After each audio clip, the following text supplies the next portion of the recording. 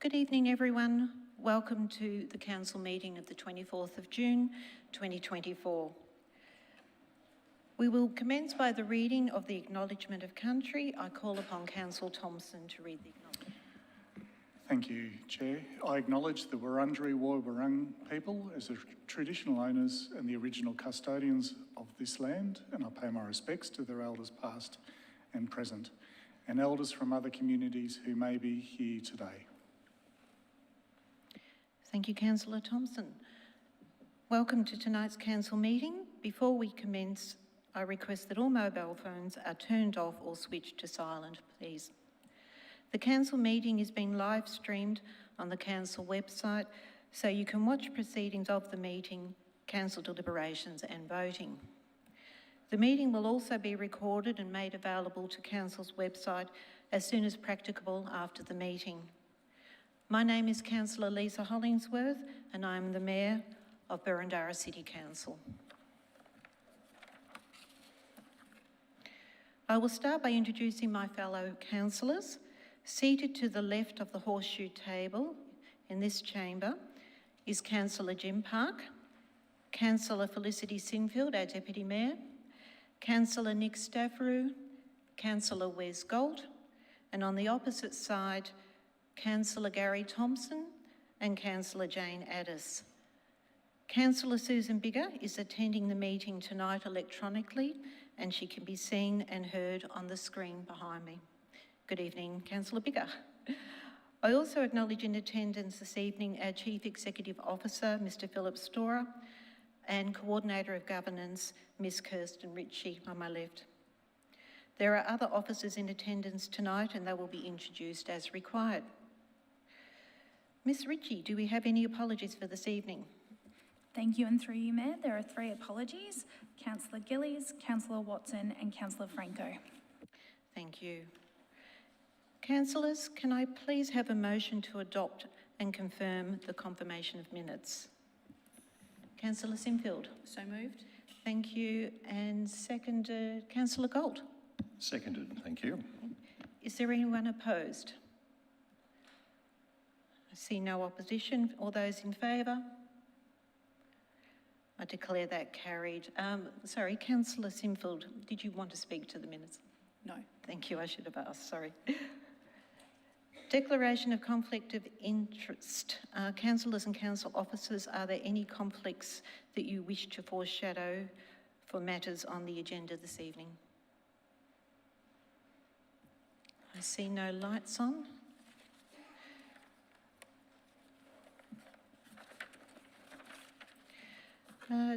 Deputation, presentations, petitions and public submissions. Ms Ritchie, are there any that we have to be heard this evening? Thank you, and through you, Mayor, there are 2 deputations for tonight's meeting, Mr Graham Lovell and Mr George Demetrios. Thank you.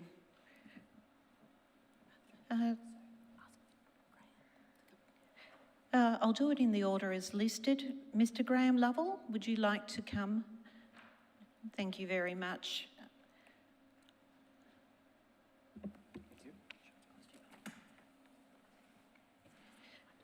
Sorry, Mr Lovell. I just wanted to mention that you have 3 minutes to do your presentation, and if you could please just state your name and suburb for the record and the subject matter you wish to discuss. Thank you. Right. Good evening, Mayor, councillors, ladies and gentlemen. I'm Graham Lovell. I live in East Hawthorn, and I'm here on behalf of the residents of Neave Street, East Hawthorn East, and I'm presenting a petition to council to, quote, heritage, protect and preserve the historic open channel bluestone spoon drains in Neave Street, Hawthorn East to show early drain construction to future generations. Thank you. Please proceed.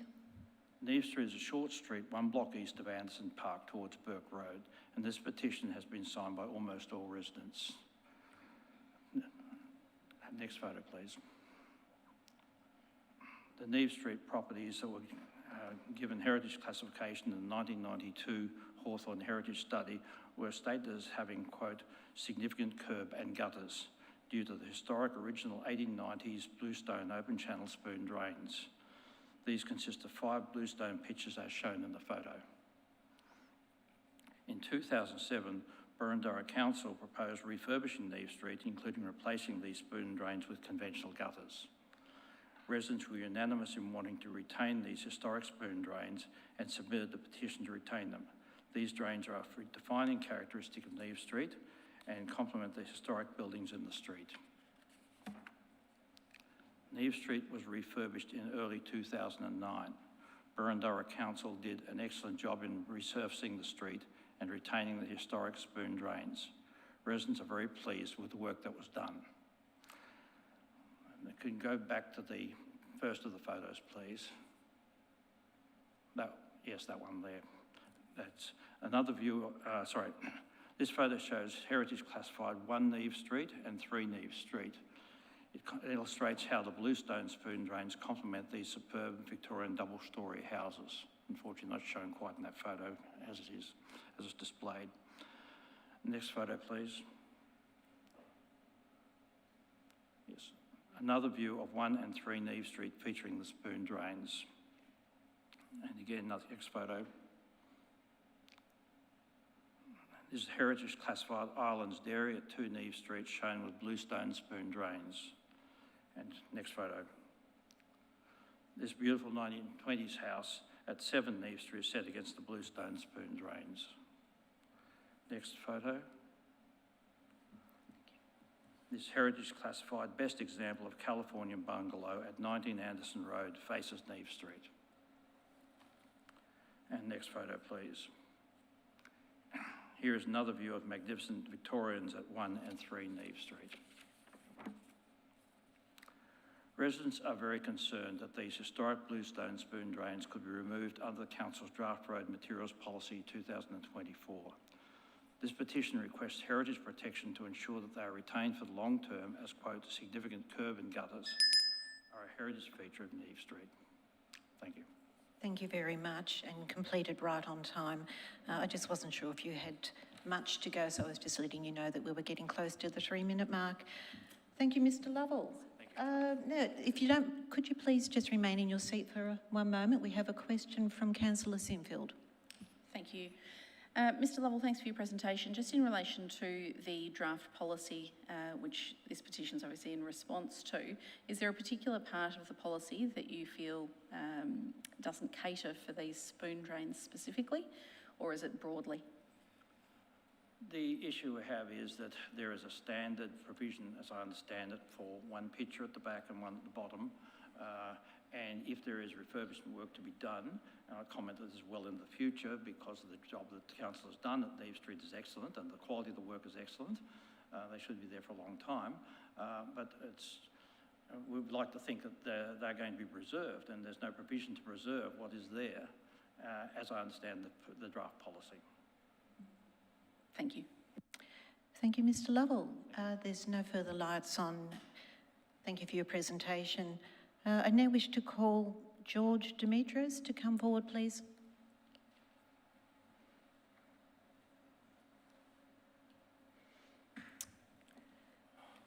Good evening. If you could please state your name, suburb, subject matter you wish to discuss, and I'll just also remind that there is a 3-minute time limit. If you're encroaching the 3 minutes, I'll just ring the bell to ask if you can conclude. Okay? Thank you. Please proceed. George Demetrios, Hawthorn, and the petition to preserve Burundara's bluestone heritage. Good evening, Mayor and Councillors. I'm speaking in support of the petition tabled on behalf of the Save Burundara's Bluestone Heritage Residents Group, calling for the preservation of Burundara's 19th and early 20th century bluestone heritage, which is highly valued by the local community for its heritage significance and aesthetic appeal.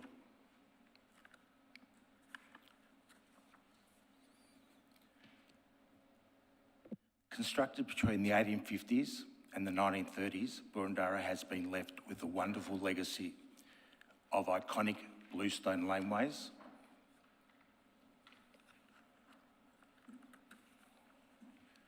historic bluestone gutters, and historically significant bluestone crossovers. But currently, there is community concern about conserving Burundara's bluestone heritage and need to strengthen policies protecting our bluestone curbs, channels, laneways and crossovers. Under Council's discontinuance policy, bluestone laneways will be retained if they have heritage value. And under the draft road materials policy, the original historic profile of bluestone curb and channels will be retained if the road they are in is classified as being of heritage significance. The problem is the Council has not ever identified or published in its policy or planning scheme which roads and laneways have heritage values and will be conserved. The only logical way to achieve this is to undertake a heritage assessment and set guidelines as per the example in front of you of the Port Phillip Council policy. A Boroondara Bluestone study would identify the heritage value of our bluestone laneways, curb, channels and crossovers, as occurred only once before in 1993, when the City of Hawthorn Bluestone Heritage Study recommended that the city's bluestone gutters receive heritage protection. The petition tabled tonight requesting a heritage study also aligns with the recommendation made in Council's own Heritage Action Plan review, point OAR 6, which calls for the heritage significance of bluestone roads and laneways to be assessed as part of a future area-based heritage study. The historical and cultural significance of bluestone heritage has been recognised by other councils that have adopted bluestone heritage strategies. While other councils have also provided heritage protection for their historic bluestone assets through inclusion in their planning schemes. To conclude, if other councils can commit to preserving the historic character and heritage value of bluestone infrastructure in their areas, then why not Boroondara? Because once our bluestone heritage is gone, it's gone forever. Thank you. Thank you, Mr Demetrius, and thank you also for printing and providing copies for us.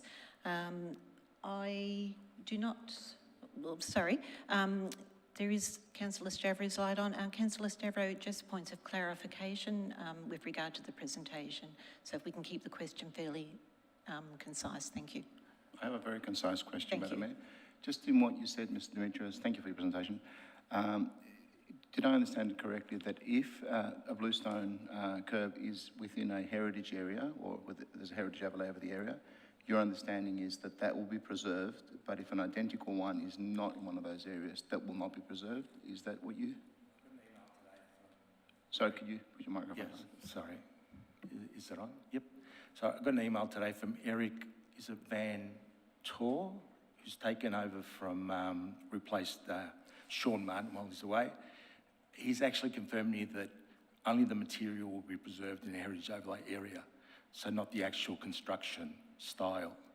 So whether it's in the heritage overlay area or not in the heritage overlay area, unless it specifies spoon drain, will be done up as one up or one down. So none of the, unfortunately, it appears, none of our 1850s to 1930s bluestone curb and channels will be preserved at all. Thank you for that. Thank you. Thank you, Councillor Stavro. And thank you, Mr Demetrius. You could go back to your seat. Thank you for your presentation. The next agenda item is petitions. We actually have two that have been submitted. As on the screen behind me. Councillors, I am in search of a mover to acknowledge and accept the petitions. Councillor Addis. Happy to move that motion. Thank you. And seconder, Councillor Sinfield? Happy to second it. Thank you. Anyone in opposition? I see no lights on. Councillor Addis, would you like to speak to the motion? No, thank you. All right, thank you. I will now put the motion. Those in favour? I declare that carried unanimously. Thank you.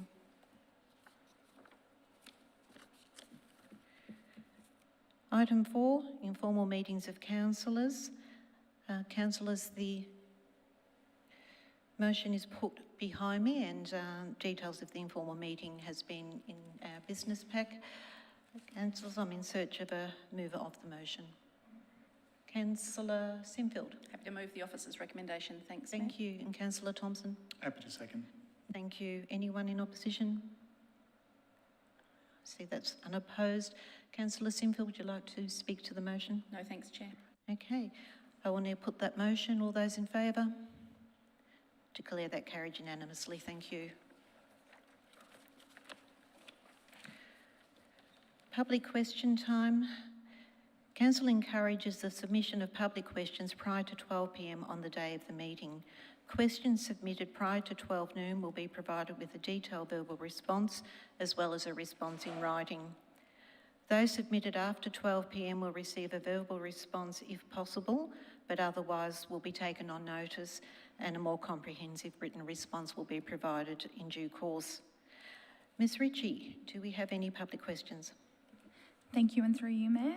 There are 6 questions submitted by 4 people before 12 noon, and additional 2 questions were received just before the meeting. Thank you.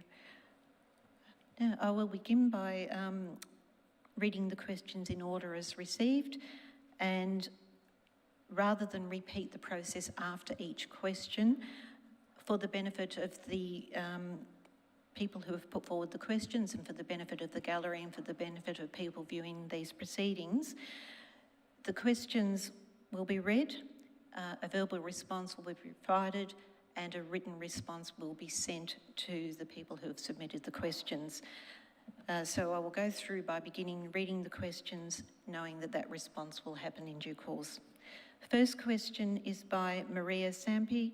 Subject matter is council assets repair. The question is, how can council allow third-party contractors to work on council assets without a permit or notification to council of the proposed works, without the contractor being supervised when council assets are being repaired or replaced?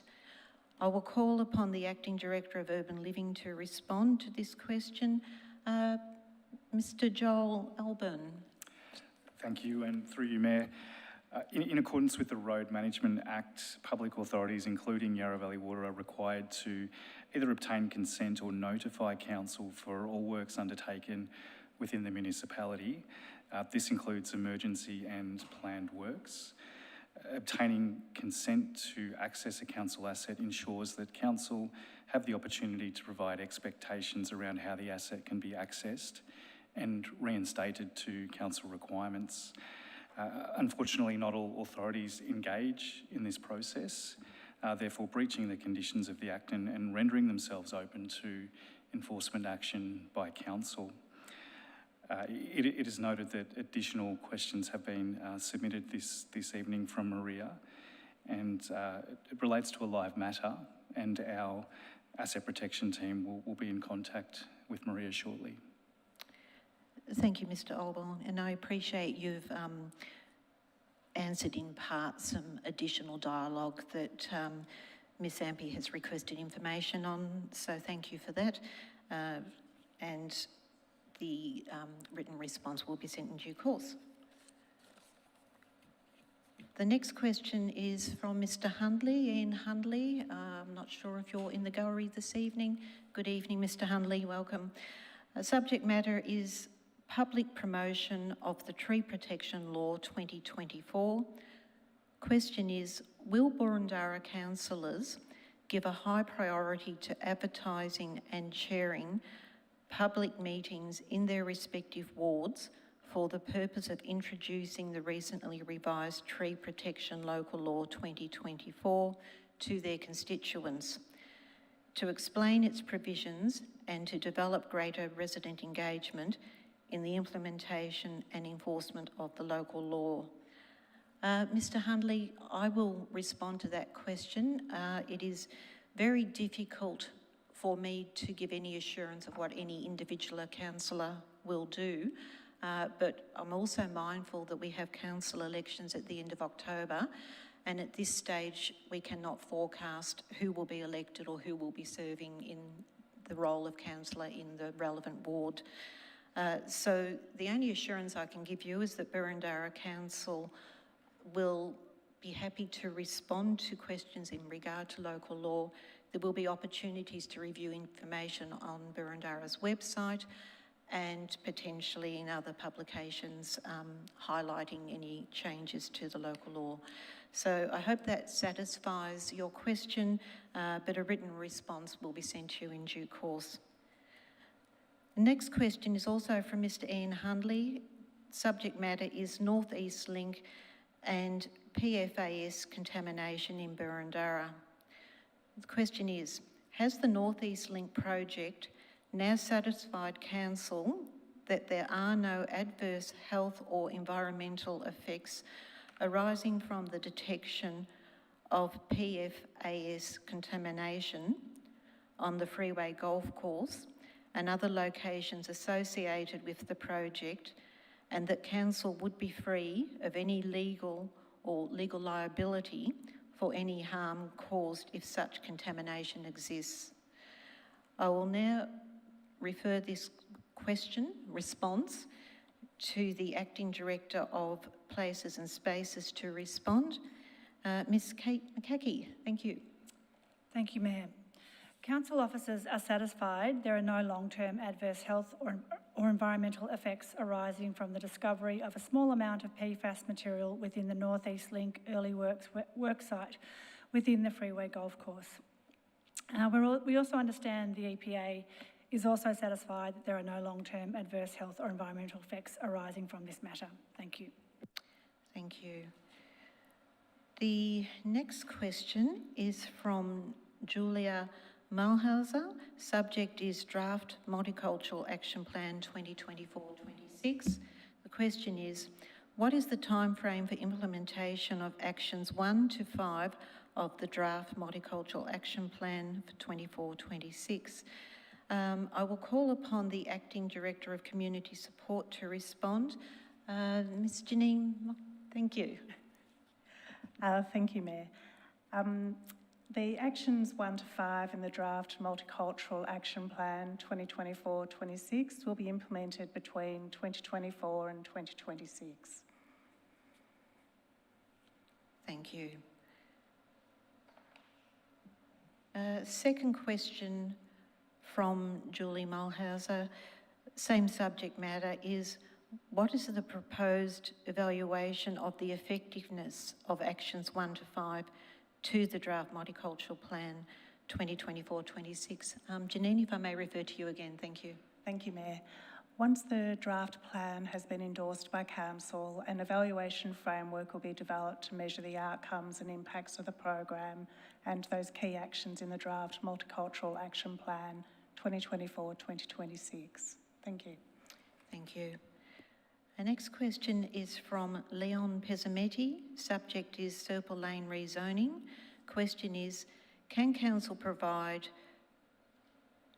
their through evaluation of other future community needs for Serples Lane property as required by property holding principles, such as use of open space, gateway to Glenferrie, car park needs, or combination of all? I will refer this question to Mr. Joel Alburn to respond on. Thank you. Thank you, and through you, Mayor. Consideration of the sale of Serples Land car park took place over 15 months from initiation at the council meeting of 25th of July 2022 to a resolution to proceed with the sale. This included a 2-week consultation from 3rd of October 2023 and hearing and consideration of submissions at the 13th of November 2023 Services Delegated Committee meeting. There have been a number of considerations of alternative community needs for the site throughout that process and in preceding strategic documents, and I'll take you through those briefly. The 2010 Glen Ferry Structure Plan, which identified the site as a location for long-term parking to service the needs of the university and local communities, as well as opportunity to provide for a mixed-use development. The structure plan was subject to community consultation, which would have provided an opportunity for the community to make submissions in relation to the outcomes identified for Serpils Lane in that plan. There is Boroondara's 2013 Open Space Plan, which does not identify the site in a sub-precinct for proposed small or local open space. And again, this was a plan that was subject to community consultation. The report to the Services Delegated Committee on 13th of November 2023 noted in response to community submissions that precinct currently enjoys nearby access to open space and community space, and that there is those opportunities existing. The final outcome also recognises that the community usage of the car park and requires retention of an additional 37 community car parking spaces, and that's over and above the requirement of the planning scheme in relation to any redevelopment outcome of that site. Thank you, Mr. Olborn, for your very comprehensive response. We also received a question from Romano Debetto that was almost identical in nature. So rather than repeat the question and the response, Mr. Debetto, you will receive a written response, as will Mr. Pesametti. Thank you for your questions. Now that concludes questions for this evening. So, Ms. Ritchie, do we have any notices of motion? Oh, yes, thank you. Thank you, and through you, Mayor, there are no notices of motion. Thank you. We will now move on to presentation of officer reports. Councillors, we have an opportunity to move some of the agenda items en bloc. There is a motion there put before us, with the exception of 7.1, the April monthly financial report. If we leave that on. Councillors, is there anyone prepared to move a motion to put the agenda items en bloc?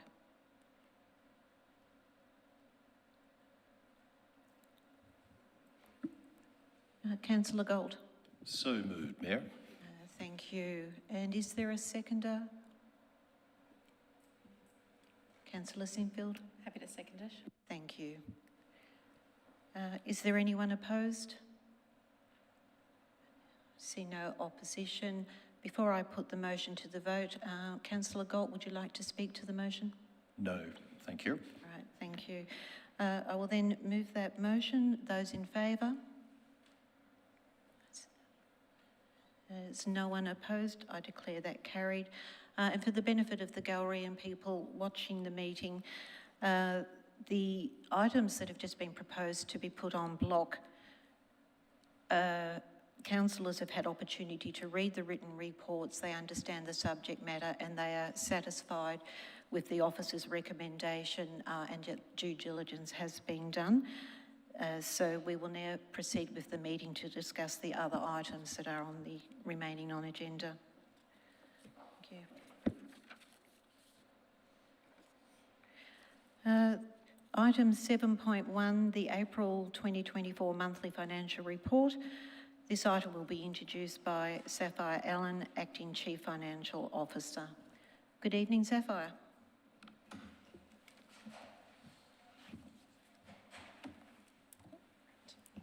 Thank you, and through you, Mayor. I'm pleased to present the April 2024 monthly financial report. Council's favourable operating result against year-to-date budget of $67.84 million is $17.54 million, or 35% above the 23-24 amended budget of $50.30 million. This is due to a number of factors which are detailed in the report you have before you and are primarily identified as timing differences. At the end of April, Council's cash position stood at $169.54 million, or $33.86 million above the year-to-date budget. Council's balance sheet and cash position are sound, and overall financial position at 30 April is satisfactory. Happy to take any questions. Thank you, Ms Allen. Councillors, any questions? Councillor Thompson. Thanks, Madam Mayor. Just through you to officers. Just trying to understand, obviously, this dates back to April. Are there any variances in how we're currently tracking with regards to expenditure? Thank you, Councillor. So yes, this is back to the April report. So we do put through any of those variances we can. I don't think there is actually many difference in the variances between now and the May report. They are quite consistent to what we've had previously. And just to follow up to that, when will our next monthly report up to now be considered? Is that not too far away? That's just in the process of being reviewed at the moment, and that will be coming to you in the next council meeting. Thanks. Happy to foreshadow a motion. Thank you, Councillor Thompson. I see no other lights on, so Councillor Thompson, would you like to move the motion? Yeah, thanks, Madam Mayor. Just simply to put forward the officer's recommendation. Thank you. I'm in search of a seconder. Councillor Stavrou. Thank you. And councillors, is there anyone opposed to the motion? I see no opposition. Councillor Thompson, would you like to speak to your motion? Thanks, Madam Mayor. Look, very brief. It's quite procedural, this motion, in its essence. Just noting that it obviously dates back to April, which is now sort of approximately a month and a half ago. So other than that, I'll recommend it to my colleagues. Thank you, Councillor Thompson. I will now put the motion. Those in favour? I declare that carried unanimously. Thank you, Ms Allen.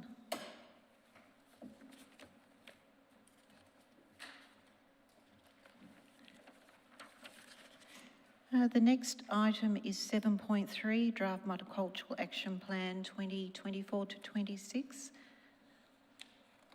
And this will be introduced by, sorry, I've got Fiona. Are you the lead spokesperson? Thank you. Ms Fiona Brown, Manager of Community Planning and Development. Thank you, Mayor. And through you, tonight the purpose of the report is to seek council endorsement of the Draft Multicultural Action Plan 2024 to 26 for the final stage of community consultation from the 25th of June to the 23rd of July.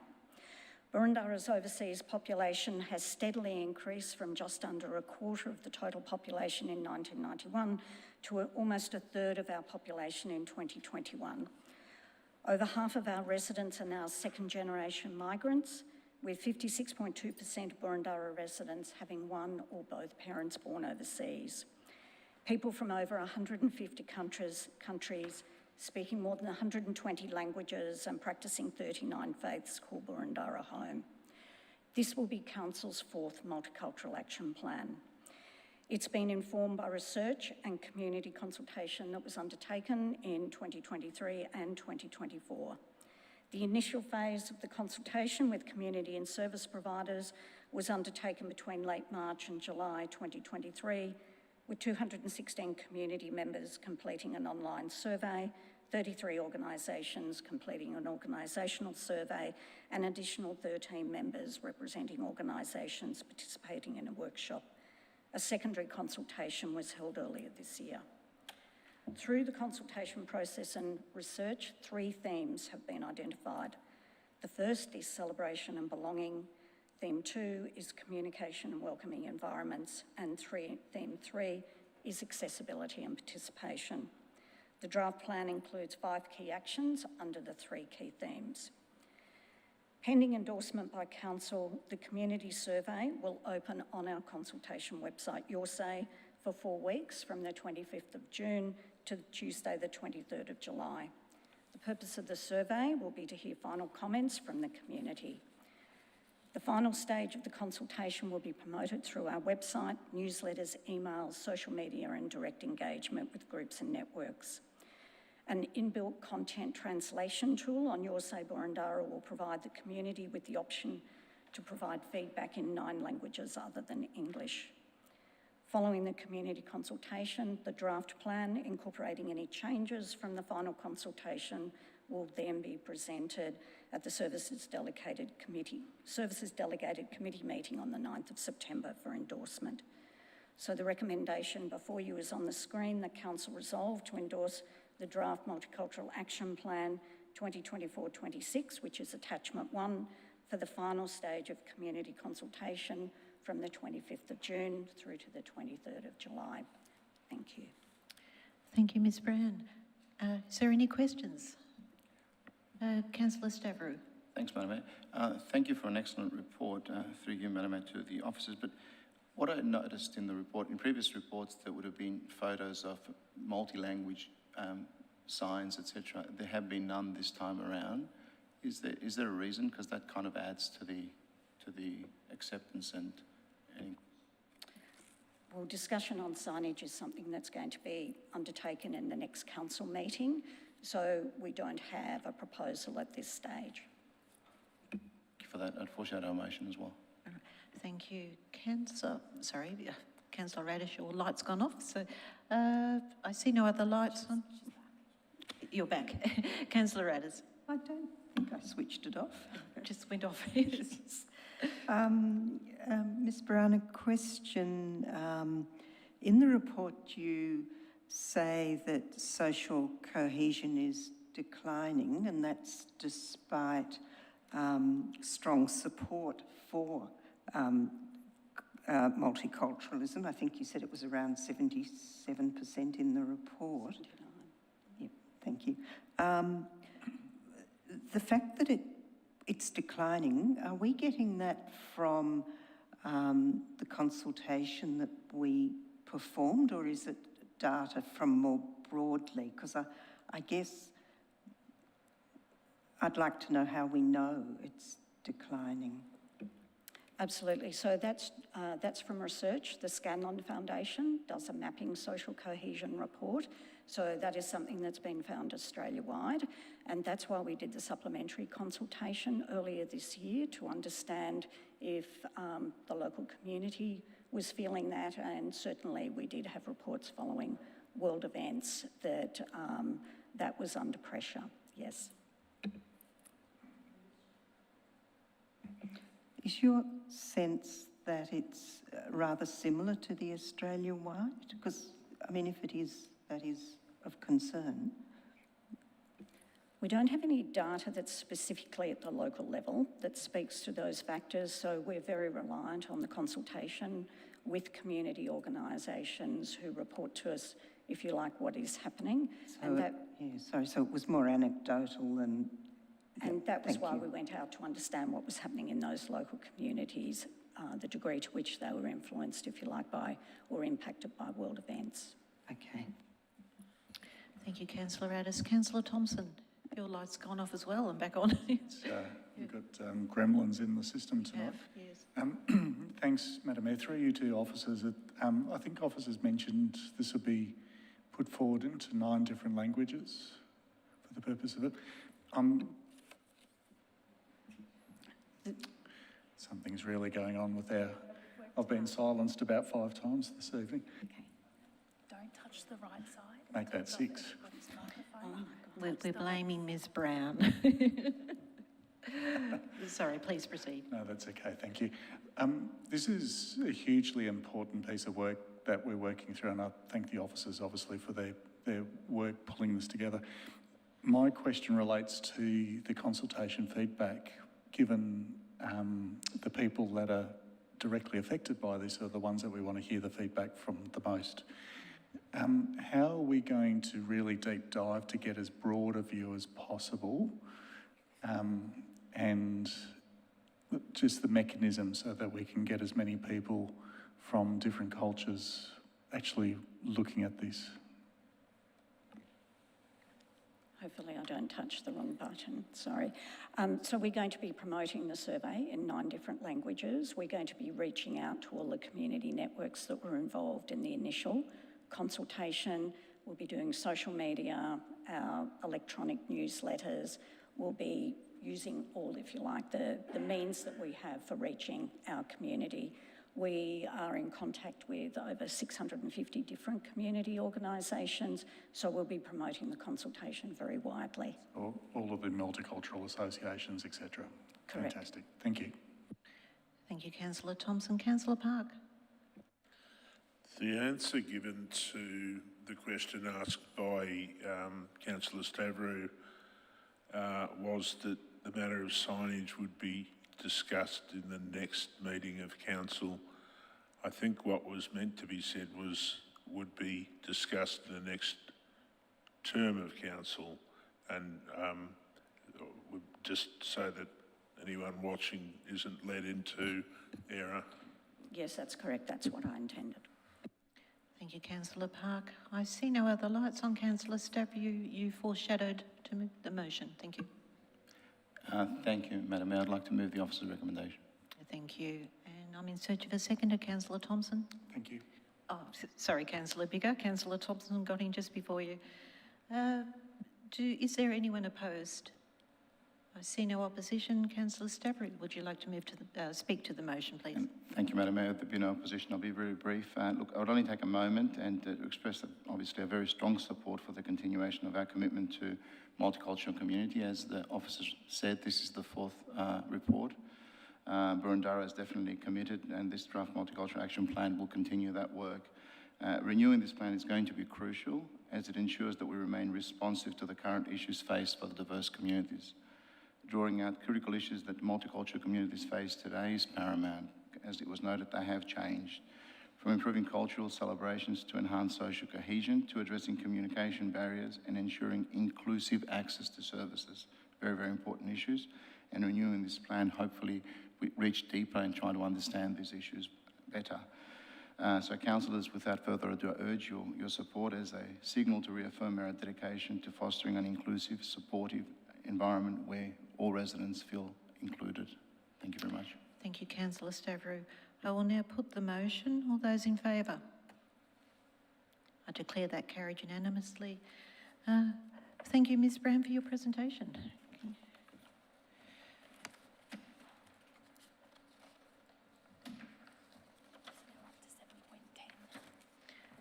Next item is 7.10, adoption of the election period policy. This will be introduced by Ms Kirsten Ritchie on my left, Coordinator of Governance. Thank you, and through you, Mayor. So community submissions on the election period policy were presented to Council on the 27th of May 2024. At this meeting, councillors raised questions on section 3.9 of the policy and Council's approach to allowing A-frame signs on council land during the election period. These questions were based on submissions received from the community. At this meeting, councillors resolved to defer consideration on this matter until the June council meeting. In response to public submissions and councillor feedback, officers have revisited section 3.9 of the policy and amended it to allow political A-frame signs on council land during the election period, provided that a permit has been obtained under the amenity local law where required. While this is a change from Council's previous approach, the change can be made given that there is no legislative restrictions against A-frame advertising signage during the election period. If approved, the approach for A-frame signage on council land will be the same for federal, state and local government election periods. Officers do also note that the policy references Twitter and that this should reference X, and that on page 6 of the policy the word omits has been used instead of commits. This will be fixed in the version that's annexed to the minutes. I'm happy to answer any questions. Thank you. Thank you, Ms Ritchie. I do not see any lights on. Oh, Councillor Biggar. Got in that time. Great. So I just for clarification on about this, thinking about obviously now that it really just relates specifically to the local law, the amenity local law.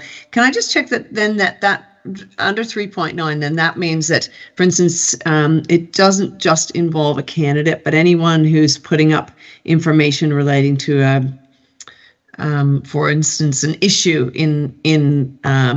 within an election would be still under the same. Basically, we're just directing them to the amenity local law. Does that make sense? Meaning a third party organization, a single issue group campaigning about the environment or some such thing? Yes, thank you, and through you, Mayor. So that is my understanding. It becomes more of an amenity local law issue as opposed to an election period issue, because there are no added restrictions within the election period timeframe, and it comes down to how the amenity local law is administered. So if I could just follow on then with another question, again, just for clarification, then where we have under definitions then, because the definition on that's, I think, on page 261 of 283 or page 18, that in terms of the exclusion of any vehicle or trailer, so that is just to be really clear on this, because that does seem to relate to an election, right? That point A is talking about a use for the purpose of promoting a registered political party or person's candidature, correct? But this is basically excluding any vehicle or including a bicycle or scooter or whatever it might mean. Thank you, and through you, Mayor. So that definition has been taken word for word from the amenity local law, and we need it to align because that is the dominant piece of legislation here. And so again, it comes down to what is a sign, and the restriction is on the advertising signage. Right, so that hasn't been changed at all. No, that is as per the amenity local law. Excellent, thank you so much. Thank you, Councillor Biggar. Councillor Thompson. Thanks. Just following on from that question, just so that I'm completely clear, the amenity local, if there is a discrepancy of any form between these two documents, the amenity local law is the document that has the overarching requirement? Yes. Okay, thank you. Thank you. Councillor Addis. Thanks very much, Mayor. Just a query. This isn't going to mean that we have many signs out on footpaths for weeks, is it? There'll be some restriction to keep it in check? Thank you, and through you, it would be as per the amenity local law assessment criteria. Which I'm assuming would involve an assessment of clutter and people's ability to get by on footpaths? Unfortunately, I'd have to refer to the Director of Urban Living for that answer. Okay, thank you. I'm assuming it will. Thanks. Thank you. You're satisfied with that answer? Or would you like the Director of Urban Living to comment? Maybe some assurance. Or, I think Mr. Storer or Mr. Storer might, our CEO. Thank you. Thank you, Madam Mayor. Just to confirm that when an application is being assessed by our Civic Services team, they will look at the overall impact of the A-frame signs, if you like, that are being proposed, and also the duration, which of course in this case should really correspond to an election period. Sorry, one more query. So what if they compete with, you know how traders are allowed to have signs out to advertise their business or what they offer? There'd be some assessment that it didn't compete or overwhelm because they've got a permit to have an A-frame out that they've paid for, a lot of our traders. Yes, the staff will need to assess the degree to which the signage proposed is going to in some way obscure an existing sign, which has already got approval on the footpath. So that will be part of the assessment to be made. Thank you, Councillor Addis. I see no further lights on. Councillors, I'm in search of someone to move a motion?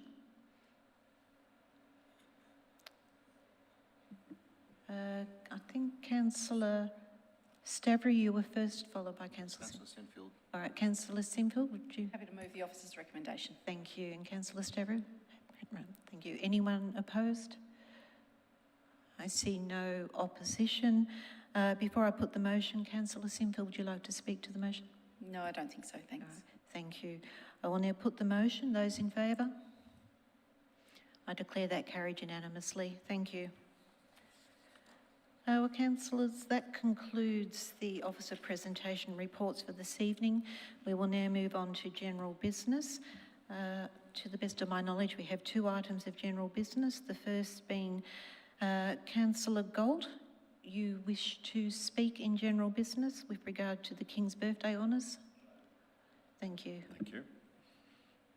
Please proceed. Proceed now? Yes, thank you. Okay. I'd just like to take this opportunity to recognise that in the King's Birthday Honours this year, an Order of Australia Medal was awarded to Carolyn Ingverson for services to conservation and services to Boroondara. Carolyn Ingverson was the founder of Lighter Footprints and is the co-founder of Electrify Boroondara. She also points out that we always miss out her other honour, where in 2000 she was awarded the Australian Freight Industry Personality of the Year Award. I'm just bringing this forward tonight because I think it's very well deserved, possibly overdue, and just to note that now we have the chair and the deputy chair of Electrify Boroondara both having royal recognition. Thank you. Thank you, Councillor Gold. And we have one other item for general business tabled, but Councillor Thompson, I've just noticed your light has come on. Thanks, Madam Mayor. Look, there was an item that was passed en bloc today, and I just thought I'd take the opportunity just to acknowledge this was the Hawthorn rowing discussion that was passed en bloc, just to acknowledge that we received communication late this afternoon from 2 affected parties, even though it didn't change the outcome of council, just to acknowledge that council has received that communication on behalf of those interested parties. Thank you, Councillor Thompson, and an email response will be sent back to the interested parties. Councillor Sinfield. Thank you, Mayor. I also have some matters of general business to raise, and unlike one of my colleagues, I won't be selective in acknowledging the contribution to our community made by many others recognised in the King's Birthday Honours.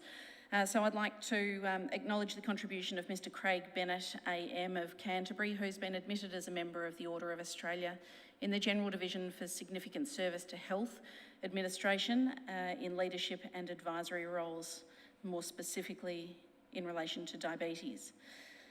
Also, Mrs Catherine Money AM of Hawthorn, who's been admitted as a member of the Order of Australia in the General Division for significant service to leather research and to environmental conservation, notably with the CSIRO. Also, Dr James Elder, OAM of Kew, who's been recognised with a Medal of the Order of Australia in the General Division. Dr James Elder has given extensive service to medicine as an ophthalmologist, more specifically at the Royal Children's Hospital and the Royal Women's Hospital over an extensive career. And finally, Miss Anne Rusden, OAM of Hawthorn, who's been recognised with a Medal of the Order of Australia in the General Division for services to education and to the community, and specifically locally here at Camberwell High School as the principal from 1987 to 1992. I'm sure there are many other worthy members of our community who have received acknowledgement in the King's Birthday Honours, whose details I don't have at hand because they have elected not to nominate their suburb in their citation. So my apologies to anyone else who was acknowledged in the King's Birthday Honours. Thank you. Thank you, Councillor Sinfield, and if I might just add to that, on Friday and Saturday I hand-delivered to the 5 recipients that we do know the address of a signed card from behalf of us as a council of 11 with a letter of acknowledgement and congratulations inside the card. We do have two of the King's Honours recipients that are attending the citizenship ceremony tomorrow evening, and the other three are unavailable to attend, but I agree, all people incredibly worthy and wonderful contributors to the Burundara community, and thank you. Now, if there's no other lights on, we have a request from Councillor Watson for a leave of absence for this evening, and normally we would have to... and I was going to say, normally we would have to ask a person to Madam Mayor, leave could the I room. just interject? I just noticed that there was so much about the King's Honours, but there's no King's portrait in the room, so I just want to make that observation. Thank you, and noted. So because Councillor Watson's not here this evening, we do not have to ask her to leave the room as a conflict. So we have a motion put before us to accept Councillor Watson's request. Can I have a mover for the motion? Happy to move that. Thank you, Councillor Sinfield, and seconder, Councillor Addis. Thank you. Do I have any opposition? See no hands up. I will now put that motion. Those in favour? Declare that carried unanimously. Thank you. Councillors, is there any matters of urgent business we wish to discuss? Confidential business? There is nothing.